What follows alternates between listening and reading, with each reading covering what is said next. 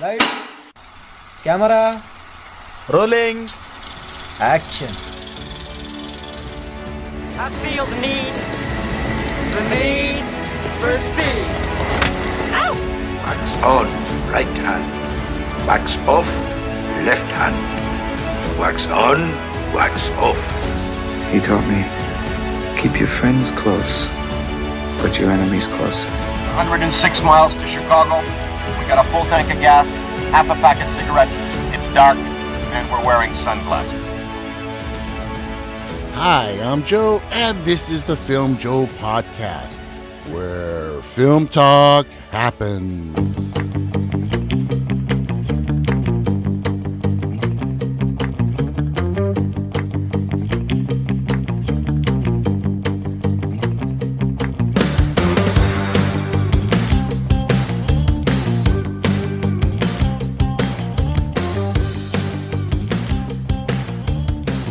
Hi, I'm Joe. And I'm Daisy.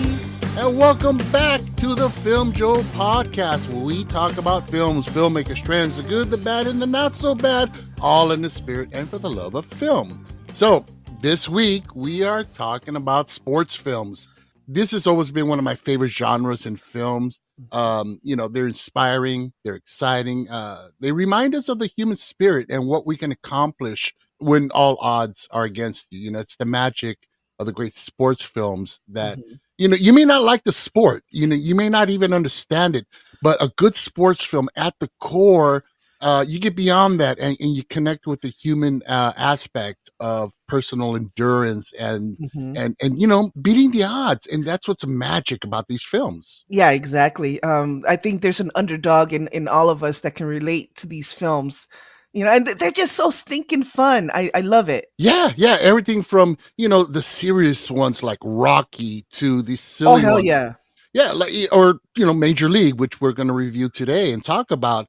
I mean, they just speak to us and they have so much heart, at least the good ones do. I've seen a few bad ones that really kind of go nowhere. But, I think the ones we picked here, I think they're exceptional and they do kind of touch upon, even though they weren't successful, but maybe critically or whatever, but I think they did hit the mark.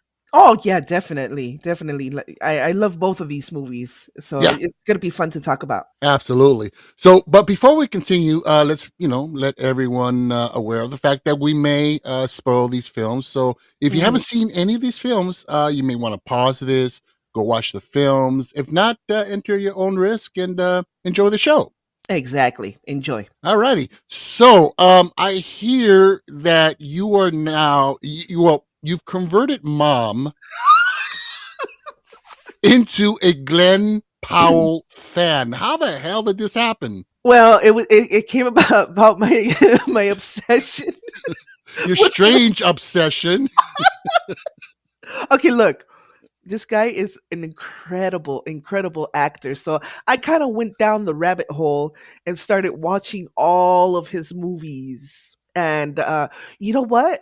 I'm not gonna lie, I have not been disappointed. Even with one of his movies that I just saw last night, which was called Red Wing, Okay. which is more like a romance Western novel, kind of Hallmarkish. Oh God. The story, I'm not gonna lie, the story was weird and kind of I didn't care for the story very much. It was weird, but his performance was just spot on and he was awesome. So I loved his performance. I'll give him that. But all of his movies I loved. And yeah, my mom, she just came down, to visit me from New York, to New York from California. And we had a Glenn Powell marathon. And she loves him. Well, you can't take away from the guy. He does have charisma. He has charm. And he is a damn good actor. I really enjoyed his performance in Twisters. Well, yeah, and that and I saw another. I love Twisters. That's one of my favorites. But I also saw this one movie. It's called Devotion. Oh, yes, about the pilots during, what was it, like 1946, 47, after No, World War II. Yeah, during the 50s. Oh, during the Korean conflict. Yes, exactly. And holy crap, I loved it. I freaking loved the movie. I mean, I know he's known for like Top Gun, I know he's known for Twisters, but I really recommend you guys checking out all of his other movies. You will not be disappointed. Wow. Well, his star is definitely rising, and he definitely has a full dance card at this point. If Oh, you go yeah. on IMDb, you see what he has lined up, and Oh, yeah, yeah. he's growing big. I mean, he's already locked in for Top Gun 3. Well, that's iffy too because right now he's in I want to say post production for Running Man. Oh, that's right. The remake of Schwarzenegger's film. Yes, yes, which I'm like totally stoked. I loved the original movie, so I cannot wait to see this version. And yeah, so he's doing Running Man, and then I'm pretty sure he has other projects locked in. So it's in the air if he's gonna be able to reprise his role as Hangman in Top Gun. But I really hope to God that he does, because Top Gun, I love it. Well, I'm sure Tom Cruise comes a calling and says, "I want you in Top Gun 3." I'm sure Glenn Powell will answer the call. Well, Uh, they're buddies. Yeah, they're good friends. So yeah, I do see it happening that he'll show up.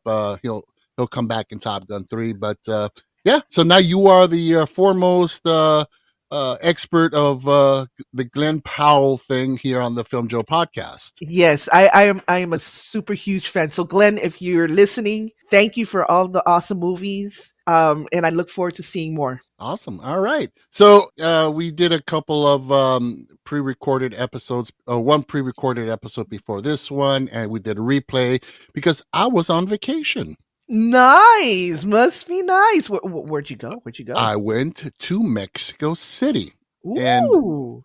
and it was above and just an amazing experience. The people were just beautiful. The food was insanely amazing, and the history, the rich history in that region alone is just amazing. I got to see the pyramids and a lot of the ruins, a lot of the old cathedrals. It's just an amazing experience, and a life altering almost. I mean, when I first saw the pyramid, what was it? The Pyramid of the Moon.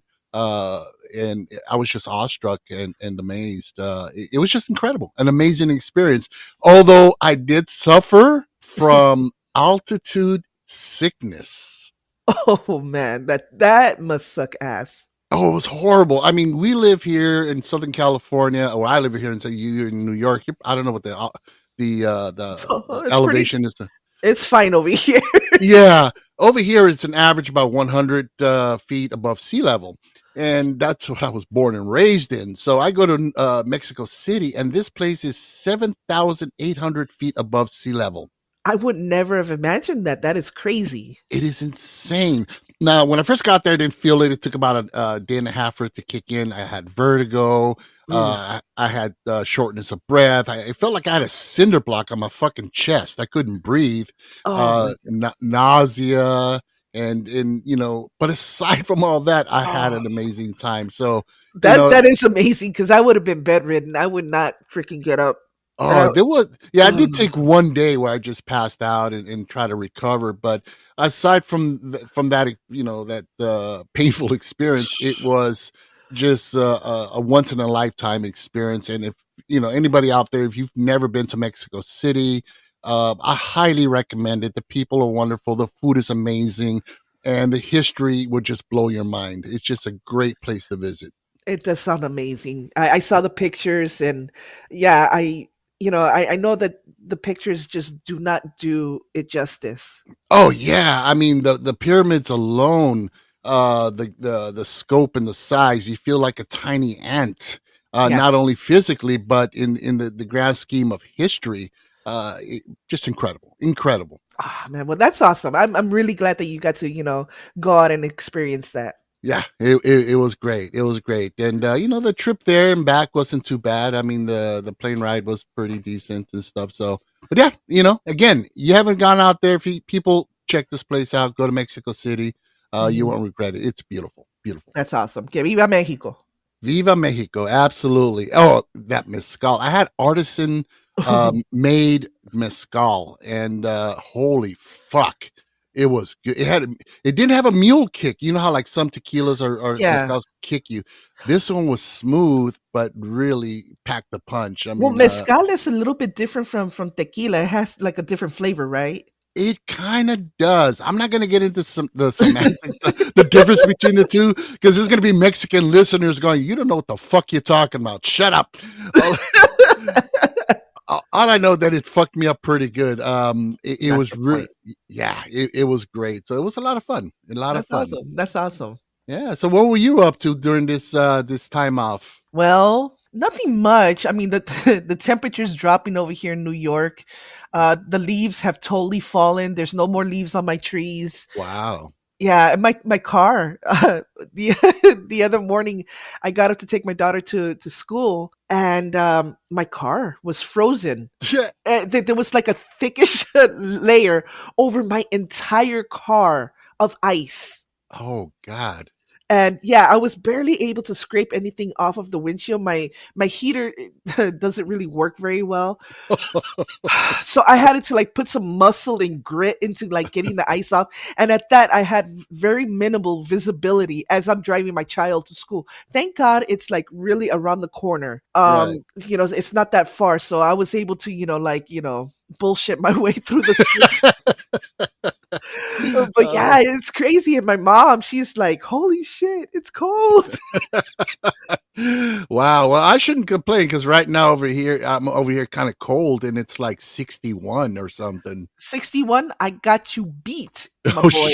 It's 49 degrees right now. Jesus, that's cold. Oh no. Yeah, and it's the afternoon right now too. So that's it's actually kind of warm right now. Wow. Well, and that's just what's to come because you're just on the precipice of the winter season. So Yeah, we might actually get some snow before Thanksgiving. nice. Yeah.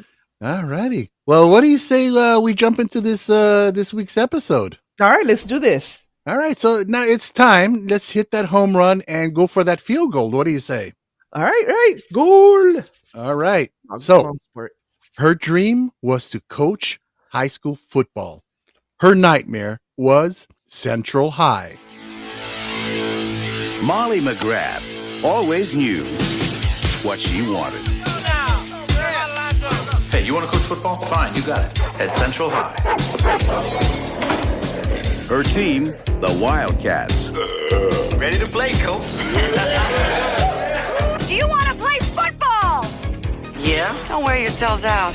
You want to get rid of me? Absolutely. You're in training as of right now. Put that out. You think a woman can't be tough enough? Watch me. Forgot my purse. No, I don't intend to coach a bunch of losers. And how'd your folks let you get like this? He probably ate his folks. Your mama says you ugly. Hey! From here on out, I call the shot. Tell us what to do. Win, you turkey! All right. How are you enjoying the game thus far? Rookie high school football coach Molly McGrath has a harder time than she expected trying to whip up her tough inner city team members into shape. The film we're talking about here is Wildcats from 1986 and is directed by Michael Ritchie. The film stars Goldie Hawn, Susie Kurtz, Nipsey Russell, Wesley Snipes, Woody Harrelson, and Robin Lively. So for this film, we're going to be rating this on the Filmjoe scale on a scale of 1 to 10 jock straps. All right, so now that you mentioned jock straps, now I just think of freaking Mike Tyson's ugly ass on TV, but that's a different conversation. Yeah. We just saw the Mike Tyson fight, and he showed his full ass on live television. But yeah, let's not go to that disturbing image. Okay. Yeah. Alrighty, so basically, this film, by the way, is it's credited as Woody Harrelson's first film. This is no way. You know what? I haven't seen this movie in a long time. So when I saw Woody there, I'm like, what the hell? What are you doing there? Yeah, and Wesley Snipes. Yes. And so the film it was filmed during the summer, so it was no school at the time, so extras were asked to show up in winter gear jackets and stuff because it's supposed to be cold outside. And the actual average temperature while they were filming this in this quote unquote snow or cold environment was actually like 80 something degrees. Oh God, that sounds awful. Yeah. The film was directed by Michael Ritchie, who also did a film called The Bad News Bears in 1976. Awesome movie. Classic film. And he went on to direct other comedies throughout the 80s. Quite a few, actually. Unfortunately, none of them were really that great. One was The Survivors with Robin Williams, Fletch with Chevy Chase, which was actually pretty good. The Golden Child, Eddie Murphy. I remember that. The Couch Trip, I don't even know who that was with, and then Fletch Lives. So he had quite a run of films, including this one in 1986.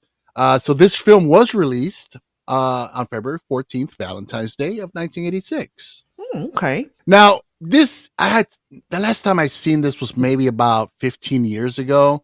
So I totally forgot that LL Cool J did the opening song. Football. Yep. Yeah. Oh man, which was really it is catchy. Once you start hearing it, it becomes an earworm. Oh, definitely. Yeah, me and my cousin, we were singing that freaking song for like forever after we saw it. Yeah. No, it was pretty neat. Now let's get into the nuts and bolts of this thing. First of all, I mean the film is rooted in sexism. Oh God, yes.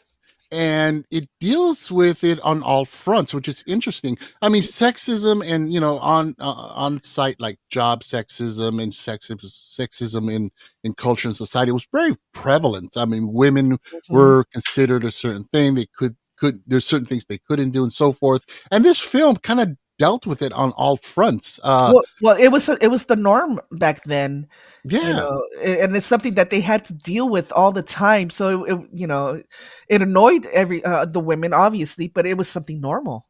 Yeah, and there was a couple of films that dealt with this head on. This is one of them, although not as in your face. But there was a film also in the 80s called 9 to 5. Love that freaking movie. Dolly Parton, Lily Tomlin, and Jane Fonda, which deals directly with sexual harassment before that was a thing. Yeah, and getting the revenge on men in business. Great film, but it was interesting how this dealt with it first on. Yeah, exactly. And and I love how in this movie, she did not give up no matter what the odds were. She didn't give up. Yeah. Oh, absolutely. I mean, so again, sexism was very prevalent in film in the 80s, and kind of like you said, it was dealt with as, well, it's the norm. But this one actually attacks it and deals with that issue with her character played by Goldie Hawn. And she was just amazing in it. And you do believe she, her resiliency and her pig-headedness not to give up. I mean, you actually buy into it, and she was great. She was awesome. I mean, she had two little girls that looked up to her, and in their eyes, mom is everything. She's the one who cooks for them. She is the one who heals their boo boos, tucks them in at night. She is someone to look up to. So she does not want to give up at all, and I really admire that in this movie. Yeah. And, there's even one piece of dialogue in there when she's with her two daughters, and the youngest daughter says, well, when I grow up, I want to be a pilot. And the older daughter is like, you can't be a pilot. Why? Because you're a girl. And the mom, and Goldie Hawn tells her, well, you can be anything you want. It doesn't matter. And I thought that was beautiful. It was really nice. It was a nice touch. I mean, some may say that the message was way too on the nose and too direct, but I think it was effective. Exactly. No, it doesn't matter how it's delivered. The fact is that it was delivered, and it's a good message, and I loved it. Yeah. Now, one thing I do have kind of an issue with watching, and I think it's one of the main issues that I have with the film, and it wasn't deterrent for me, to give it a lower score, but the fact that her father was a very successful or well-known football coach. Yeah. But they don't really get into that much. This one scene where she's prepping to become the coach of this inner city football team in high school, and she digs up all her dad's notes and playbooks. But Yeah. that's as far as they went. Now, for those of you who haven't seen it, let's do a quick setup of the film. She is a track and field coach at a very nice, predominantly white, suburban school. And her dream was always to become a football coach. So a position opens up at that high school she's at, and she wants it, and they tell her, no, you can't have it. We give it to somebody else. Right. And they play some bullshit politics on her. And finally they say, okay, you're not going to coach. We're not going to give you junior varsity football. We're going to give you varsity football at this high school in the inner city, with thugs and crime and violence. And that's the setup. I mean, you got the whole fish out of water thing, which is not new for Goldie Hawn. I mean, we've seen it in Private Benjamin, where she joins the army. That's right. Yeah, she's this Jewish rich prince, New York princess who joins the army. But she does it well. I think she does. Yeah. Oh, definitely.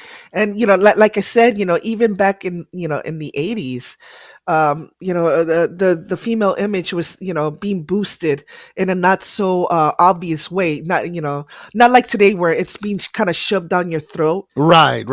It came out naturally, and and I respect that. I so freaking respect that. Yeah, and you got the vilified, men, like Dan, who is the head coach at her school, a total sexist pig, piece of shit. He calls her babe, he smacks her on the ass, Oh my God, and just seriously. degrades. But again, obvious foils that they're setting up. It's kind of cliche and so tropey. But I think what really helps this film rise above the predictability is Goldie Hawn and her. I mean, she's so sweet and so lovable, and and she makes it work. Oh, definitely. Yeah, she definitely does. And it was a fun movie. If anything, it was such a fun movie. It was great to relive this. Like I said, I saw this when I was really young. Fuck, maybe 7, 8, 9. I'm not really sure, but I love this movie. My cousin and I, we would watch this movie over and over again. Yeah, it definitely has the rewatchability factor to it, especially if you are a Goldie Hawn fan. And who was it back in the days? Exactly. I mean, everything from House Sitter, the Out of Towners in the 80s with Steve Martin. You go further back, Overboard, and there's a couple of other gems from the 70s, late 70s. One was called Foul Play, with Chevy Chase. And it was like a comedy romantic, detective story. And it was hilarious. It was great. Or Seems Like Old Times. She was just fantastic in these films. And yeah, she has an undeniable charm that you just can't refuse. Yeah, exactly. And but again, it's tropey. It has all the setups. I mean, you throw everything against her and make it difficult for her. Make it harder for her. And she, she has to gain the respect of her team, and all these challenges, and finally she gets the respect, and they call her a coach, and tropey, cliche, very predictable, but effective. It was funny. I love how she called them pussies. That shit was hilarious. Oh, that was great. My favorite part was where she gains the respect begrudgingly on their behalf, and she's walking away, and they're like, fuck you. And she's like, fuck you what? Fuck you, coach.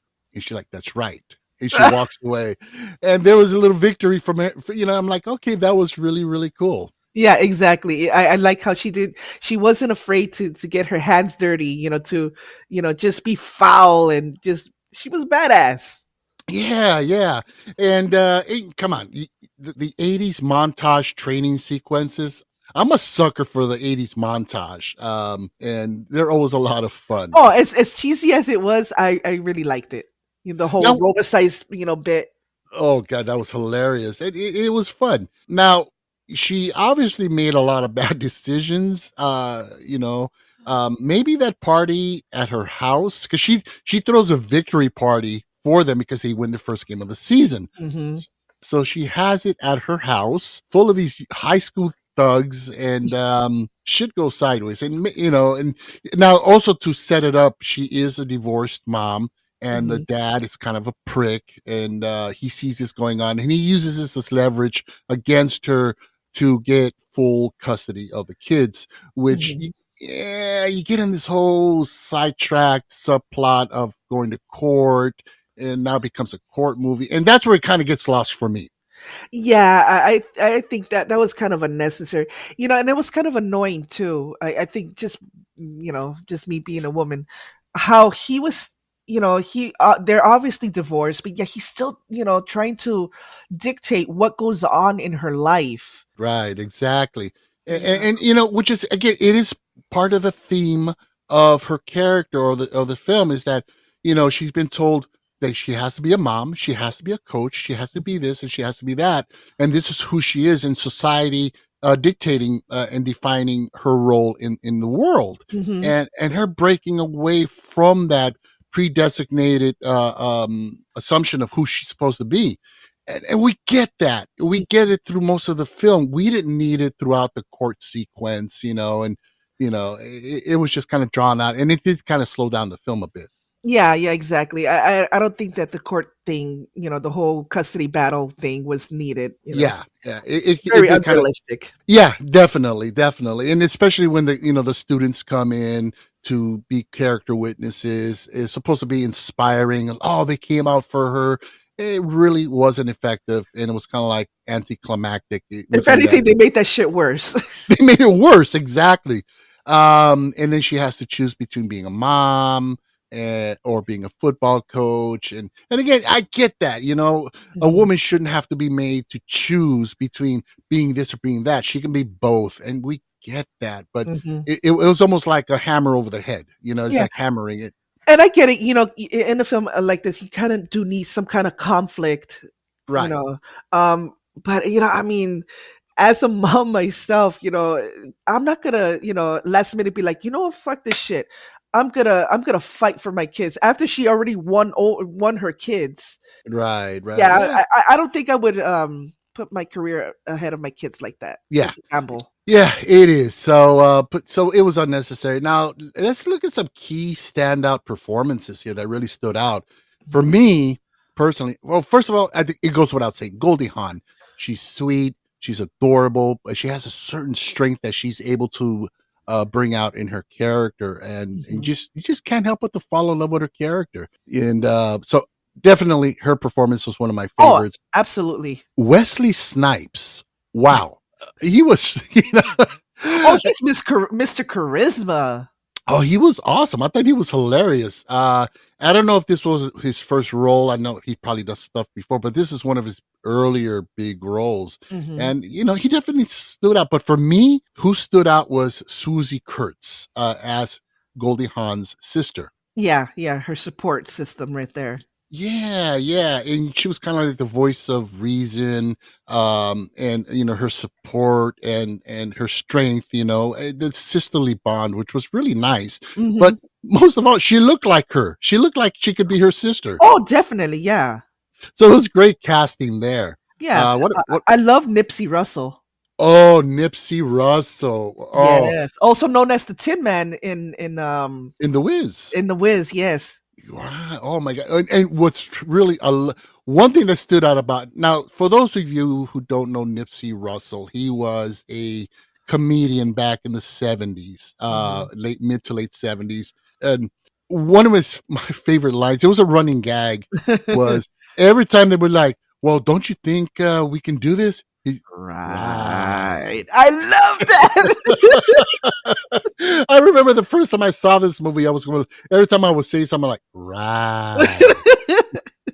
I love this guy. Yeah. And these characters, they're very, they all have their own little charisma to them. Yeah. I think they definitely built up even the smaller characters, the football team. They were able to kind of like showcase each character, and again, it is cliche, it is tropey. You got the jock, you got you got the reluctant champion. The reluctant champion who quit the sport is not new. We saw it in I was shocked. Yeah, well, in what the Bad News Bears, there was one character like that who was kind of like an outlaw and so forth, and nobody Well, knew that he was the star player. well, you know what though? Because what I was referring to, I didn't realize Bubba Gump was in this movie. Oh shit! I didn't know that. That was Bubba Gump. He was He was the Bubba. reluctant superstar who was Yeah. selling watches and stuff on the sidelines and not playing football anymore. Yeah, Williamson. Yeah, Yeah. and he was great in this. So yeah, it had a pretty nice supporting cast, and Mhm. it had shades also of Mrs. Doubtfire, although not as effective. Right, right. With the whole single parent and juggling in a career and so forth.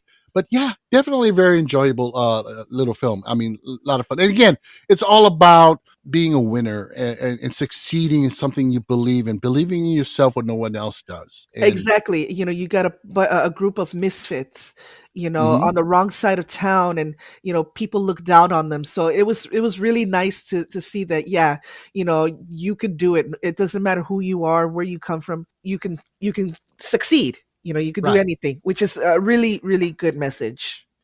Absolutely. Mhm. So let's get into the budget and the box office of this. Now, the budget at the time, for some strange reason, it's not available. What the budget was. Wow. Yeah. So I'm guessing it was probably about 10, 12 million around Mhm. there. That's my guess. I have no idea what it was. But Mhm. the box office at the time was about 26.3 million, Mhm. which is about 67.1 million. So I believe based on those numbers, it probably made a nice little chunk of change. Mhm. Yeah, I would imagine so. Yeah, I mean, Goldie Hawn she's always been a box office draw, and it's kind of hard to believe that they wouldn't bring in some kind of revenue. Oh So yeah, she was definitely Hollywood's sweetheart.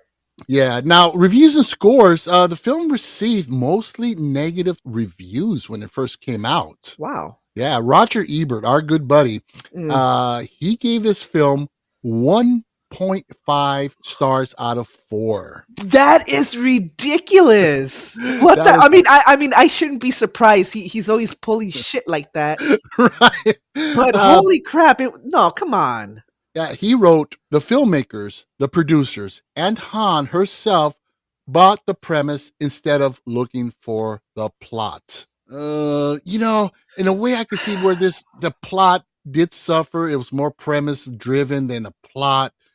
Remember, I mean, the whole courtroom sequence and the whole subplot kind of like derailed everything. So I can see what he's saying there, but 1.5 out of 4, that's a bit harsh. Yeah, that's hella harsh. I mean, no, I disagree with that rating.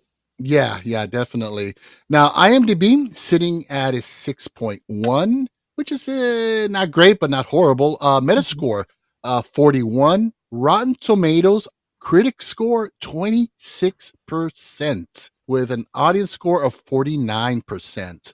Yeah, and Letterboxd has this at 3.1 stars out of 5. So I guess audiences obviously liked it a little more. Yeah. Yeah, but yeah, that's where that stood. So sequels and spin-offs, there was no sequels, unfortunately. I don't know if it would needed a sequel. I No, mean, I it would, didn't. No. yeah. So yeah, what do you say we give our ratings on this, on the Filmjoe scale? You go first. Jock straps, remember. Jock straps. All right. Sweaty, stinky jock straps. Okay, so as you guys know, we're not professional critics. Okay, we're not. I'm just a person who enjoys a good movie, and so I'm going to give you my honest opinion. I grew up with this movie, as I did with most of the movies that we talk about. It was fun. It was so much fun. I thought it was funny. I thought it was I loved the football sequences. Um, it made me laugh. It made me want to watch it over and over again. So in my book, that constitutes a good movie. So I'm gonna give it 8.0 jock straps. Wow, that's pretty high. Okay. Yeah, for me, I found it very sweet. It was fun, it was funny. A little silly at times, but not over the top silly. Hmm. It was enjoyable. I'm gonna have to give this 7 out of 10 jock straps. That's a whole lot better than what Ebert gave it. So Yeah, exactly. I think that's a fairer shake. yeah. So next up, bats they are sick. I cannot hit curveball. Straight ball, I hit very much. Curveball, bats are afraid. Harry Doyle here, welcoming all of you to another season of Indians baseball. Here's a list of players we'll be inviting to camp. This guy here is dead. Cross him off then. We'd love for you to come to spring training for a shot at this year's club. By the way, you were with me last night. Who's this chick on top of me? We'd still like to take a look at you at our spring camp. Not sure I can make it by then. Who is that? Serrano. What's his religion? Voodoo. Hey! Willie Mays Hayes here. Play like Mays, and I run like Hayes. How you doing? What the hell league you been playing in? California Penal. Don't you have any proven major league talent? Now I want to put together a team that'll help us relocate to Miami. You want us to lose? We've been losing. What I want is for us to finish dead last. The new owner of the Cleveland Indians puts together a purposely horrible team so they can lose, so that she can move the team out to Florida. But when the plot is uncovered, they start winning just to spite her. The film we are talking about is Major League from 1989, directed by David S. Ward. The film stars Tom Berenger, Charlie Sheen, Corbin Burnson, James Gammon, Wesley Snipes again, and Dennis Haysbert. So for this film, we will be rating this on the Filmjoe scale, on a scale of 1 to 10 stolen bases. Nice. Alrighty. So, little production backstory here. David S. Ward, he grew up in the suburbs of Cleveland, and basically, obviously, he was a big fan of the Cleveland Indians, who had not won a pennant since his childhood. So, as he put it, he says, I figured I would never see the Indians win anything unless I wrote a movie where they did. So this is the real genesis behind the movie. And they were up there with the Chicago Cubs. I mean, they were just a bad team. Most of the film was filmed at Colbert Field in Tucson, Arizona, which was a spring training home for the Indians from 1947 through 1942. They used a lot of the members of the University of Arizona Wildcats baseball team as extras. And despite the fact that the film was set in Cleveland, it was filmed predominantly in Milwaukee because it was cheaper. Yeah. And now Charlie Sheen, who plays a very pivotal part in this film as a pitcher, at the time of filming Major League, his own fastball, he actually got into like learning how to pitch. Okay. Yeah, his pitches were topping off at 88 miles per hour. And that's something that I really admire in an actor is when they really delve into their character. They do their research. They take the extra training. I love that. Well, with Sheen's case, and it's not surprising, however, that and he had a little help from steroids, which he was on like 2 months before. Well,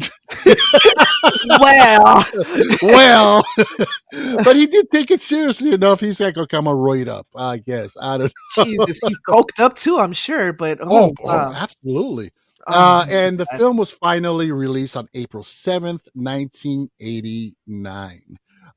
So let's get your takes. What did you think? I know you've seen this before. Oh God, yes, I've seen it before. I mean, I'm a big baseball fan. I love. We grew up watching. The Dodgers. Win and lose, and when this movie came out, it was bitchin'. It was really cool. The movie was so awesome that even though it has a determined ending, obviously, you're still rooting. You're still rooting, and for your team, and that was awesome. Yeah, exactly. I mean, a lot of these sports films, where it's going for the most part, and they rarely subvert your expectations. I mean, movies like Rocky did subvert the expectation because he lost in that. But we were still rooting for him, Yeah. And my first the first time I saw this in the theater when it first came out. And I was jumping and cheering and not many people were into sports films back then, even now. But I'm a sucker for them, and I was like the only like 2 or 3 people in the audience actually go, yeah, People look, what the fuck? Sit down, man. But yeah, it's definitely a lot of fun.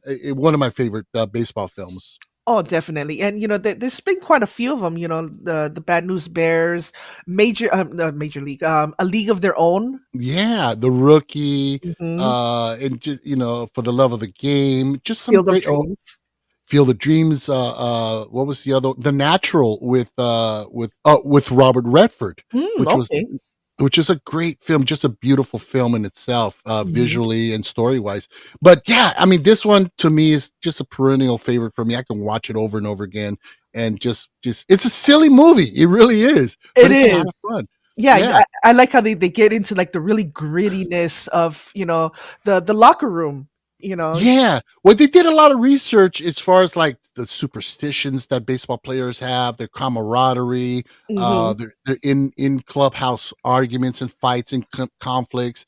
They did a lot of research, and from what I've heard, it's pretty accurate, pretty on the nose on a lot of those insider elements that they put into the film. Yes, yeah, exactly. Right down to the groin, grabbing and stuff like that. So Yeah, it's hilarious. And now to set it up for those of you who haven't seen it, it's basically Cleveland Indians. They suck. They haven't won a pennant in decades. And so the owner, he passes away. And the wife, who is this rich, spoiled woman, she basically becomes the owner and wants the team to move to Florida. But in order to do this contractually, the attendance has to drop below a certain, amount of attendees before it can qualify to move to another state or another place. So her thing is fire the regular team and hire a bunch of losers and rejects to suck and end up in last place, and then she can move the team to Florida, and that's Right. the gist. Until they find out what's up, and they're like, "Fuck this bitch, we're gonna win it all," and it's great. Yeah, exactly. Because I mean, you got a convict, you got 2 older guys that are like way past their prime. Mhm. You got a guy who's like, his knees are all jacked up. And that's what I love about this film. The film is economical, Mhm. kind of like I don't, like Armageddon, in the sense of you have a whole bunch of characters in play, and they're Mhm. all key characters, and you got to introduce each one. And to me, I know a lot of people hated Armageddon. I loved Armageddon. I It's one did of too. I did Yeah, too. it's one of my guilty pleasures, Mhm. in the way they introduce your characters. And in this case, first of all, the film starts with news clippings of the history of the team, and Right. and up to the real story behind the Cleveland Indians, to the fictional part where it's like the owner dies and so forth. So right through the credits, you're given, without expository from a character, the setup for the film, and it gets right to the nitty gritty. It's like bam, bam, bam. You get to the point. It doesn't waste time. Mhm. And even the characters, just like Armageddon, you're introduced to Taylor, to Vaughn, to Dorn, to Serrano, to Harris, and through their introduction, you see where they start and Mhm. who they are. They're losers. You're given the backstory really quick, and not wasting that time. And Exactly. and even down to the point where they're showing, throughout the training, or their initial induction into the team, their strengths and weaknesses are brought out. Yeah, how they ascend, they all have their flaws, but you see them getting stronger as the Right. movie progresses. Yeah, and you got Taylor. What's his weak? It's his age and his past as a loser, not only as a player but as a husband. You have Vaughn, his weaknesses and flaws. His self control. Dorn, I love him. yeah, it's about his ego, and it's like, yeah, I'm a superstar, and that's his weakness. You Mhm. have Snipes, which is his discipline, Mm. his lack thereof. Serrano, his misplaced faith. Yeah. Instead of, because his faith is voodoo. which is very inaccurately portrayed, by the way. Oh, yes. I could point out all kinds of shit right there. Right. But his faith is there rather than Uh-huh. himself. Yeah, And exactly. yeah, and then you got Harris, who's kind of like a prejudiced, arrogant prick, who's way past his youth, and he has envy towards the new guys, the young guys, and so forth. And that's the beauty. All these, again, in a very compact, economical way, all this is brought to us throughout the story without wasting time and boring us. Mm-hmm. But yeah, and that's what it's all about. It's about these these rejects overcoming their flaws, and this is their last chance. Yes, exactly. And yeah, and but in order to overcome these conflicts, they have to come together as a team and put aside their differences. And that was the beauty of it. It's all about second chances. Yeah, and heart. A whole lot of heart. A whole lot of heart. I mean, yeah, I love the relationship between Vaughn and Taylor, which is played by Charlie Sheen and Tom Berenger. Mhm. It's this mentor and student, father and son, Brothers, if anything. and brothers, and how he's developing this undisciplined kid, and probably he saw a lot of himself in Vaughn through this process, Mhm. and and for Tom and for Taylor. He saw in Vaughn, I guess, his last chance to the big show, his dream. Exactly. I mean, it was just great. And Bob Uecker, oh my God. Yes. Now, for those of you who are too young to remember Bob Uecker, he was an actual, he would call the baseball games back in the day. He was an actual baseball announcer. You could totally, his voice. I mean, amazing.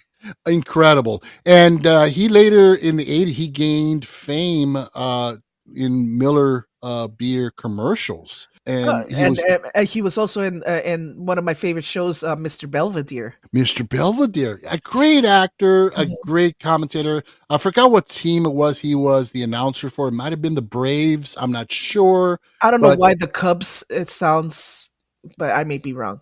No, that was Harry Carey. Okay, gotcha. Yeah. But Bob Uecker, small part, but he kind of helped stitch this thing together through his sarcastic wit and comedy. And he was just a gem. Unfortunately, we lost him some years ago, but a true legend in baseball. And he made his mark in film and television as well. Most definitely. And yeah, he definitely, made us feel that we were actually watching an actual baseball game, on the tube, Yeah, he brought that realism to the screen, which was awesome. Yeah, exactly. And some legitimacy. I mean, it was peppered with some actual baseball players. I think the third base coach for the Indians in this film was Steve Yeager, who was back catcher for the Dodgers back in the late 70s. Oh, okay. Yeah, so they had some stuff in there, and down to, again, the authenticity felt in this film was really, it was there. I mean, the signs, the superstitions, the interactions, what they would talk about, and so forth. I mean, it really was great. Again, kind of silly, but it worked. But but then again, it's a comedy, Right, and you have to make it funny. Oh, definitely. And I love how they give the motivation to the characters, even more so because the owner, she starts to take away all of their amenities, all of their fringe benefits, kind of like, okay, you're not going to travel in a plane no more. You're going to travel in a rickety plane. You're not going to travel in a rickety plane. You're going to travel in a bus, and so forth. And so she starts, but the more she takes away, the more she gives to them. Yeah, exactly. They don't give up. Right. Now, a little side note, that because they downgrade from like a 747 to like an old 1950s propeller plane, and which is hilarious. I mean, and it rattles and everything. This small cabin, and well, I identified with that 500% because when I joined the Navy, right out of MEPS, we went through our processing and stuff. We stayed at a hotel, and they sent us to LAX, and we were going to fly to Great Lakes for our basic training. Well, we flew from LAX to Memphis, and we picked up some more recruits. And from Memphis, we hopped on a plane that was just exactly like that one. Oh my God. I would have shit my pants. I almost did. It was identical. that was, let me tell you about that sequence. That was not exaggerated. The creaking, the cracking noise of the fuselage, and the rattling, it was exactly like that. And not to mention when we were over O'Hare Airport, because Great Lakes Naval Basic Training is at Great Lakes, Illinois, in Chicago, or Illinois, excuse me. And we were held in a holding pattern for 2 hours because of a storm. Oh, Lord. And we had lightning and thunder right outside of our window, and it was it was terrifying. But yeah, just a little side note, that shit was real. That's real. That shit's real. Yeah. Now let's go into the climax of this film. I mean, because of course you have the climax, and they make it to the pennant race. Yes. And they're playing against the New York Yankees. And let me tell you, that whole sequence, that whole game was a nail biter. Again, they're going to win. Yeah, exactly.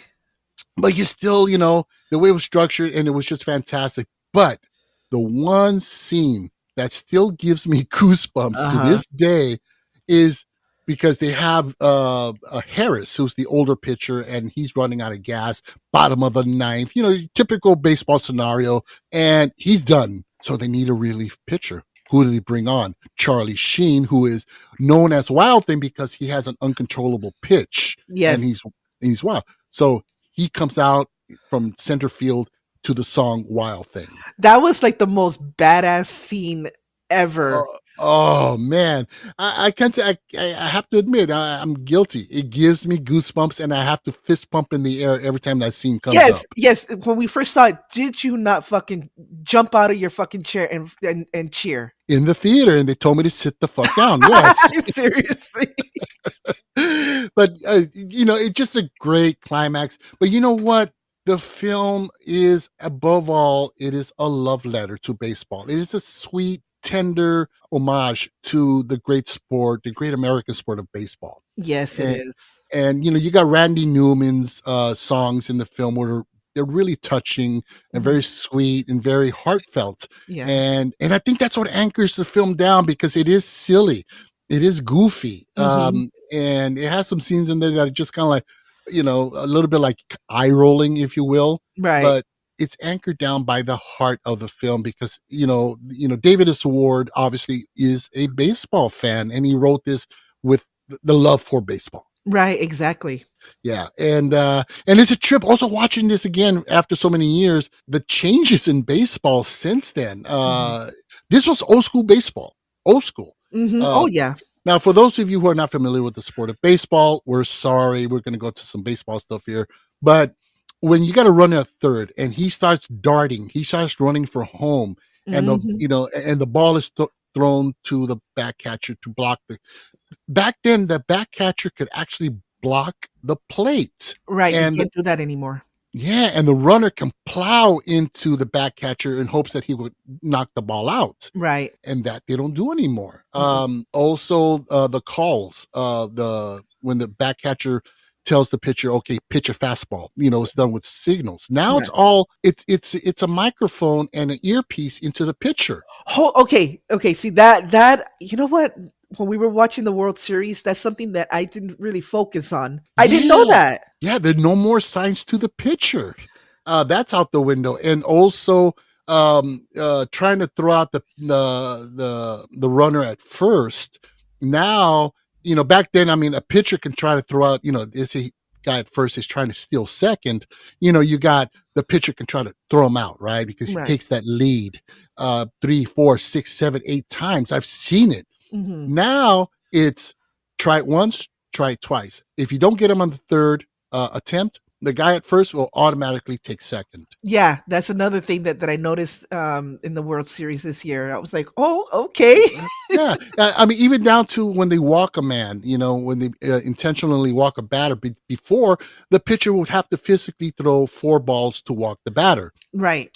Now it's like just a signal from the back catcher says, let's walk them, and they automatically walk them. Yeah, exactly. Saves time. Yeah, it's same thing. And I think that's all been done for time constraints. I mean, baseball has always been criticized for being overly long and drawn out and boring. So I guess they did all these things to try to compacted and make it more interesting and more fast paced. I mean, I I get have it. I have no complaint either way, but I always did like, when the runner would come in from third and plow into the back catcher. It was very dramatic. Oh, I can imagine. Yeah. So Yeah. that's Yeah. cool. But so again, apologies to those of you who don't know squat about baseball. Hope we didn't bore you with that, but let's move on from that. So now some key performances in this. What were your what were your takeaways? Who were your key performances that just stood out for you? Okay, one of my favorite characters has to be Serrano. Yes. He plays this big ass Cuban guy who, is into voodoo, who, okay, you know me, I miss Witchy Poo. I'm looking at his little ceremonial setup and I'm like, that's not voodoo. That's all fake. Yeah. No, it was. There were certain things, certain idols that he had right there that pointed more towards Santeria. Yeah. Yeah. But they didn't. The rum, for example, and stuff like that. The rum. There was a statue of this god named Elegua that was right there that I recognized, and some beaded necklaces that he had that are specifically towards that religion. So I'm like, all right, that's not voodoo. That's supposed to be, Santeria, and that's actually something that Cubans are known to practice. But but aside from that, that character was freaking awesome, and my hats off to Dennis Haysbert for such an awesome freaking portrayal. Oh, the horrible accent. Well, I mean, considered to some. Right. Well, we all try, but yeah, no, he was great in this. And I didn't know that was the president. Yeah, from those of you who don't know, he was in the show 24 with Kiefer Sutherland as the president of the United States. The best president ever. Yes, he should have won this year, but we're not going to get into politics. No politics. No, no, we don't go there. But yeah, I mean, for me, Tom Berenger, obviously, I mean, he was kind of like the voice of responsibility, of maturity for the team. And Tom Berenger is a top-notch, amazing actor. He was great. But who stood out for me is a character actor who I fucking love. And he's no longer around, unfortunately, was James Gammon, who played the coach, the manager, Lou Brown. He was awesome. Yeah, and with that gruff voice and everything. I don't care, I loved him. He was just an amazing, he stood out for me. I mean, to me, sometimes a character actors just stands out for that, just define the film. And I cannot separate Major League from James Gammon and his portrayal of Lou Brown in this. He was just perfect. amazing. Yeah, he was perfect. And of course, Charlie Sheen in his coked up steroids performance. God bless him. Yeah, he was great. So those are my standouts right there. Definitely. Now, let's get into the budget and box office. All right, so budget at the time was about $11 million, which is about $28 million today. Okay. The film brought in at the box office $49.7 million. And in today's dollars, that's about $124.7 million. So it did very well. And, overall, I mean, as we'll talk about later in its sequels and so forth, it did well. Even with critics, it mostly opened with positive reviews. I mean, the general consensus amongst critics at the time was that it may be predictable, formulaic, and it's kind of silly humor, but it was full of great sports action sequences and funny performances, and people did love it. And so it did very well critically. Audiences surveyed by CinemaScore, it rated an A-. Oh, okay. Yeah, so that was good. IMDb sitting at a 7.2, Metacritic 62. Rotten Tomatoes critic score 83%. Wow. Yeah, that's not surprising. Not surprising. Yeah, I mean, it is a crowd pleaser, and it had 84% on the audience score, and Letterboxd 3.5 stars out of 5 stars. So it had moderate to good critical response, really good box office, and deservingly so. It is filmed with heart, and if you love baseball, you can't help, if you really love baseball, get a little teary-eyed in some of the sequences in this film, especially the ending. Yeah. Oh, yeah, yeah. I love the part where Tom Berenger's character, he's at the plate and he points. Yes, he calls his home run, and Yes. oh man, and I got goosebumps watching that again. And spoiler alert, he's calling for a home run. There's a man on second. He bunts the ball. Sorry again, more baseball talk, but He hits but the ball softly. he hits the ball softly in the infield, and that brings in the winning run. And it was so dramatically wonderful and fun and inspiring. You know I mean, what? You know what that sequence reminded me of? uh, Correct me if I'm wrong, but Dodgers they won the World Series in what 1988? yeah, 88. Uh-huh. Okay, and we have Kirk Gibson. Oh, Kirk Gibson. Yes, the Kirk Gibson home run. Yes, and at that moment, when he's running, his knees are hurting, but he makes it around, and that Mhm. kind of reminded me of that. You see Tom Berenger's character; he's like struggling to make it to base, and you feel his freaking pain. Yeah, you know what? And I think that was definitely inspired by the Kirk Gibson home run. Yes, yeah, I totally it felt like it. Yeah, no, definitely. So now sequels and spin-offs, it did garner two sequels, one in 1994, which was Major League 2, and then in 1998, Major League Back to the Minors.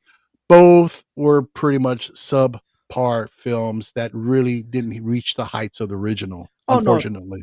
yeah, you know what? To be honest, I think I did see Major League 2, Mhm. but I don't remember it. Yeah, well, if that means it was just forgettable. I mean, Exactly. from what I remember from 2 and 3 was there was a lot of rehashing of a lot of, the gags and the jokes from the original film, Yeah. and, just recycling, and they didn't work. But thank goodness we have Major League, the original, and it was definitely a gem. It was awesome. Definitely a movie that where you get your friends and family together to go, watch together. You know, Yeah, it was awesome. awesome. All right, so let's go into our ratings. I'll go first. Okay. To me, yeah, it was a silly and fun baseball film that was just at the core, it was a love letter to baseball, and it was just full of heart. Mhm. Undeniable crowd pleaser. I'm gonna have to give this 8.5 out of 10 stolen bases. Okay. All right. Cool. Yeah, like I said, it was funny. It was exciting.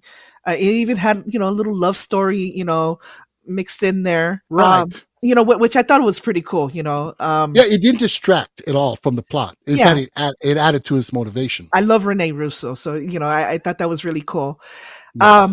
You know what? Definitely a crowd pleaser. I'm gonna give it 9.5 stolen bases. Wow. Okay, that's a grand slam right there. Yep, yep, All pretty right. much. Great All right. movie. Yeah, definitely. Just if you love baseball, if you love sports movies, and you have not seen this, very highly recommend it. Yeah, definitely. Now, further recommendations, I got a couple that were really, really good. One is A League of Their Own. Great film directed by Penny Marshall, stars Tom Hanks and Gina Davis, Madonna. Great film. Rosie O'Donnell was in it. Uh-huh. Another one that will make you kind of tear up and just shows you the beauty of a sport of baseball. Really Yeah. good film. One of my favorites as far as sports films go. Yes, absolutely. The other one is a movie called The Rookie with Dennis Quaid, Mhm. where he is a high school baseball coach who was once in the majors. He bowed out, and his students challenge him to try out for baseball. If they make it to the playoffs, he has to try out for Major League Baseball, and he does, and he makes it, and he's able to go to the big show one last time. Mhm. And it's based on a true story, and it's a beautiful film. Oh, Again, yeah, it just makes you fall in love with baseball all over again. that is awesome. Yeah, great film. I recommend that one. So overall, I mean, let's talk about the sports films in general. I mean, what are they about? Why do the still they're still there? They're still prevalent every now and then in cinema. They may not make a splash, but they're always there. Oh yeah, definitely. And like I said, it most of the time it'll showcase the underdogs. Yes. The ones who you don't think will make it, but somehow they find the heart, they find the energy, and that's I think that's awesome because there's I think there's an underdog in each and every one of us, Mhm. and it's very inspiring.